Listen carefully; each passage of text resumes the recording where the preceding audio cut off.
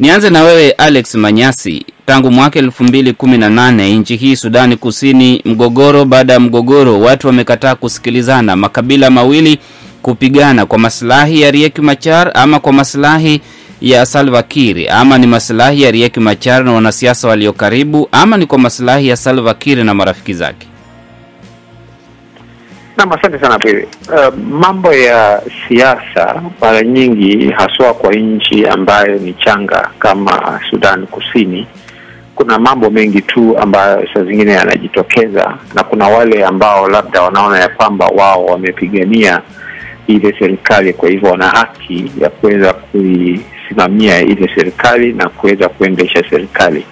Kwa hivyo mambo kama yale huwa yanachangia sana kule kuweza kuona ya kwamba mimi nina haki katika kuendesha serikali hii, na kwa hivyo mtu mwingine hawezi kuwa na haki zaidi yangu. Na tunapokuwa na kiwango kama kile cha fikra, basi inakuwa ni vigumu kwa nchi kama ile kuweza kupata kuendelea mbele, kwa sababu watu wengine wanaona ya kwamba watu wengine hawawezi kuwa na jukumu la kuendesha serikali kama sio wao. Jambo lingine ni kwamba kuna pia, ikiwa nchi imeishi katika mapigano kwa muda mrefu, kuna uwezekano ya kwamba watu hawajui namna nyingine ya kusuluhisha mizozo isipokuwa ni kwa kutumia bunduki ama kwa kubishana.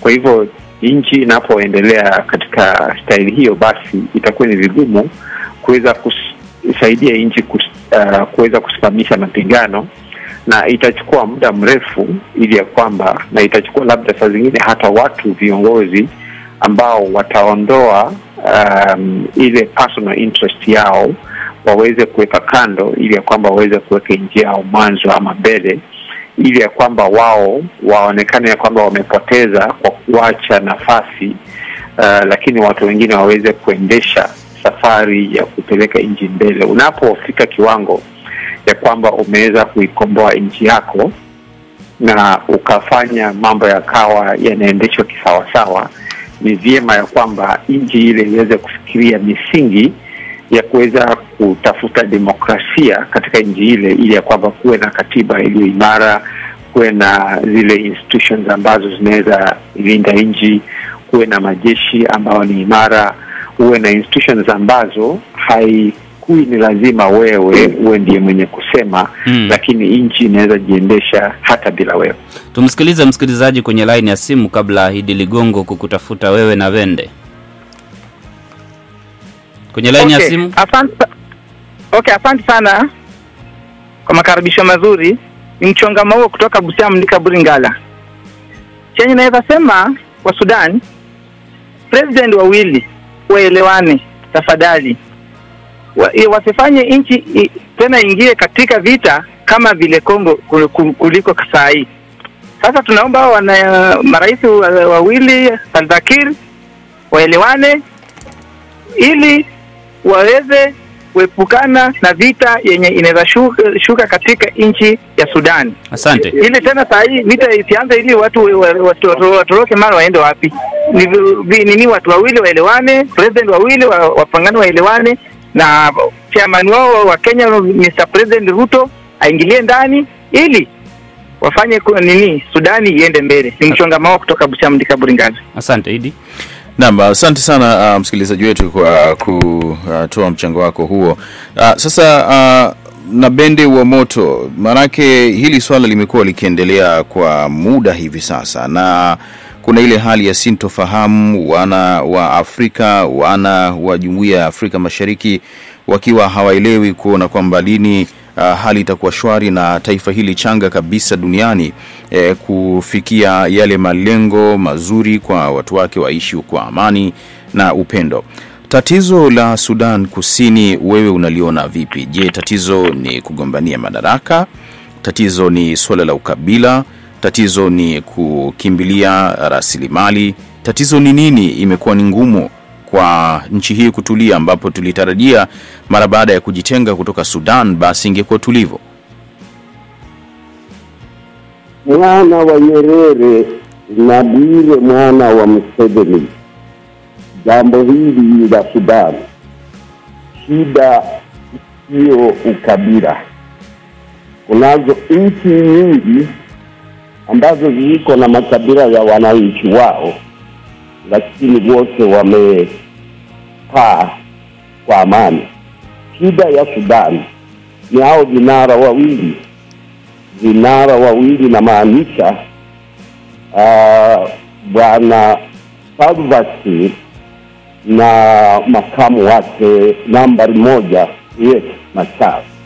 Wamesahau kwamba Sudani ya Kusini sio wanaume wawili. Sudani ya Kusini ni nchi ambayo wao wenyewe walipigania uhuru wake. Tulitarajia kwamba mkipigania uhuru mnamaanisha kwamba mko tayari kuendeleza nchi yenu na kwa mpangilio na mifumo inayoeleweka. Nitakubaliana na ndugu yangu Manyasi ambayo yuko India wakati huu.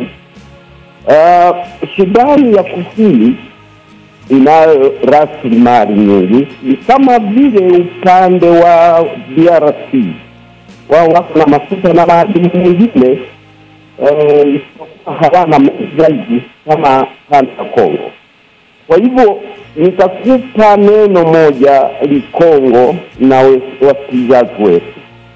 Nchi moja tu Afrika yote iliyopigania uhuru na ikawa tayari kuendelesha nchi yao ni Afrika Kusini chini ya mwenda wake Nelson Mandela. Na mpaka wakati huu muendelezo huo unaenda mbele. Maraisi nafikiri aliyoko wakati huu ni 4 au 5. Sudani hawaja hata jaribu hata mara moja kuitisha uchaguzi ambayo umefanyika kwa amani. Kila mara wakisikia kwamba kunayo maombi ya wananchi wapewe nafasi ya kuchagua viongozi wao, ndipo wanaanzisha furugu.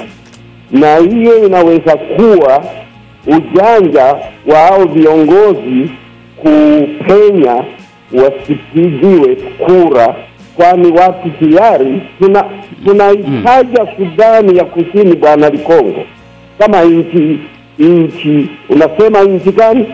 Nchi iliyo ndogo zaidi Kongo. Na Vende unasema nchi Tanga sio? Na Vende mwelekezo wangu ananiambia ni kuombe ushikilie kidogo dakika moja. Msikilizaji yupo kwenye line ya simu, tumsikilize labda na swali kwako ama mchango wake. Narudi kwako na Vende. Asante sana VOA. Huyu ni mada kwangu Vincent kutoka Kenya Kapenguria. Nitaongea kuhusu Sudan, South Sudan na North Sudan. Nchi ambayo ilitawanyika ambapo Southern Sudan ikafaulu kupata independent. Nadhani ni nchi ya mwisho kwa Afrika kupata uhuru. So tangu sikio wamekuwa na fulka na tabia kutoelewa na kuelewa pia je walipopata uhuru ni nini wanafaa kutengeneza nchi yao, ambapo ni nchi ya Northern Sudan. Southern Sudan na Northern Sudan imekuwa na tabia ya Waarabu na tabia ya Afrika. So hapo ndio imekuwa kitu kama kasumba kidogo. Tunaomba ndugu zetu hawa wa Sudan hao wa Afrika hawa kwamba wawachane na hiyo mambo ya kusema sisi bado ni kama hawajaamini kama walipata uongozi, na kwa sababu hiyo ni uongozi wenye walipata chini wa uongozi ya Belet Garang, hawajaamini mpaka sasa huyu Salva Kiir mwenye yuko ndani saizi, na pia hawajaelewana. Nadhani Rais William Ruto anafaa kuingilia kati, na pia William Ruto naingilia suluhisho aone hao ndugu zetu, kwa sababu kuna kama kitu mpasuko. Na pia Kenya ikienda kusuluhisha pia itakuwa na kazi ngumu, kwa sababu hao watu wa Sudan juzi wamekuwa wakifanya meeting yao Nairobi, ambapo Sudan kama ndugu zetu wa Sudan bado watakuwa na mwelekeo vizuri sana na Kenya, kwa sababu ni kama wanapangia mambo yasiyokuwa mazuri. So ninaomba watu wa Sudan tuwe na mwelekeo, tuone taifa ya Sudan yenye ilipata uongozi mwisho inaelekea wapi. Ni mada kwa Vincent toka Kenya Kapenguria. Asante sana ndugu zangu Kenya Bire. Asante. Najua kwamba viongozi wa Sudan wamekuwa Nairobi na viongozi wa Sudan Kusini pia walikuwa Nairobi. Sudan Kusini wamekuwa pale kwa muda wakijaribu pia kutafuta amani, namna ambavyo wa Sudan wamekuwa pale. Kwa leo tunazungumzia Sudan Kusini yake Salva Kiir na huyu ndugu yake Riek Machar, kwamba baada ya hale mazungumzo kutofaulu pale Nairobi, kurudi nyumbani, Salva Kiir alianza kuwafuta kazi maafisa walio serikalini, maafisa wa jeshi, kawafuta kazi wale walio karibu na Riek Machar, katokezea mapigano katika mji wa Nasir, na hapa ndipo tulipo kwa sasa. Lakini na Wende, kabla hujamalizia hoja yako, ni kabla sijakuja kwako Alex, amesema mwana Nyerere, Idi Ligongo mwana Mseveni, mimi na damu mchanganyiko na Wende na damu ya Ruto na damu ya Mseveni mjomba. Lakini na Wende, unapomsikia majenerali wawili, David Muhoozi ambaye ni waziri wa mambo ya ndani akisema kwamba hakuna wanajeshi wa Uganda wameingia Juba, lakini jenerali ambaye anahusika na wanajeshi mwenyewe, Muhoozi Kainerugaba, mshauri wa babake, sijui kama kamila za Afrika inakubalika, mshauri wa babake Yoweri Museveni, akisema wanajeshi wetu wapo Sudan Kusini na kwamba yeyote anayeguza utawala wa Salva Kiir anatangaza vita na Uganda. Hebu fafanua, anatangaza vita na Uganda namna gani kama anaguza utawala wa Salva Kiir kwa kifupi? Nafikiri Muhoozi hao wawili shida yao ni kwanza kutoulizana waelewe ni nini kinachoendelea kama waziri wa mambo ya ndani na mkuu wa majeshi ya nchi yetu. Kutoka hapo awali, majeshi ya Uganda ikiingia Sudan, hakuna anayeelewa mpaka waingie wafike Juba, na sio hii mara ya kwanza. Na inakubalika kwa kiusalama kwamba ikiwa unatazama kama kunayo hatari ya kusongesha askari kutoka sehemu moja mpaka nyingine, kwanza unayachukua isike, alafu baadaye kama siku 3 ile unajulisha bunge, na bunge ndio wananchi wenye jeshi. Kwa hivyo uliuliza Muhoozi na Muhoozi kuna nini? Muhoozi mmoja ni waziri mdogo wa mambo ya ndani ya Uganda. Muhoozi mwingine mwana wa Rais Yoweri Museveni ndio mkuu wa majeshi ya Uganda, na yeye amesema majeshi yapo, kikosi maalum kimeingia Juba. Mimi niko na majemadari niliyofanya nao kazi wa huko Sudan, wameniambia kweli majeshi ya Uganda imeingia Juba, na kwa wakati huu tunapoongea ni wiki moja. Ieleweke namna hii Ligongo, kwamba Uganda ni mshiriki mkubwa wa Sudan ya Kusini kutokea kabla hata haijapata uhuru wake. Rais Yoweri Museveni alikuwa na uhusiano wa karibu zaidi na marehemu John Garang ambaye alikuwa mkuu wa chama cha SPLA. Kwa hivyo kunayo, sisi kama nchi ya Uganda kuna mazuri ambayo tunaweza kuyapata huko Sudan ya Kusini, lakini shida ni kwamba hatuwezi kuwa ndio Uganda itakaye kwenda Sudan Kusini kila mara wanapopata shida yao. Naam. Lazima majeshi ya hapa Uganda na viongozi wote wa jimbo hili, nimesikia wenzangu wa huko Kenya wasema Bwana Ruto aingilie kati. Bwana Ruto anaye mambo yake Kenya, mlimchagua aangalie maslahi ya wananchi wa Kenya. Naam. Sio kila mara kukimbia kusaidia nchi zingine zile. Lazima hao wa Sudani wenyewe wapewe nafasi ya kupiga kura na wachakue ni nani nao mpendelea au kiongozi wao. Naam, asante sana na Bende kwa maelezo mazuri kabisa. Tuna msikilizaji kwenye line ya simu. Msikilizaji wetu, karibu, tueleze jina lako na unapiga simu kutoka wapi na toa maoni yako. Majina ni Lapa Nikikete, natoka Sango Malakisi, kaunti ya Bungoma. Mimi langu kwa ufupi tu nauliza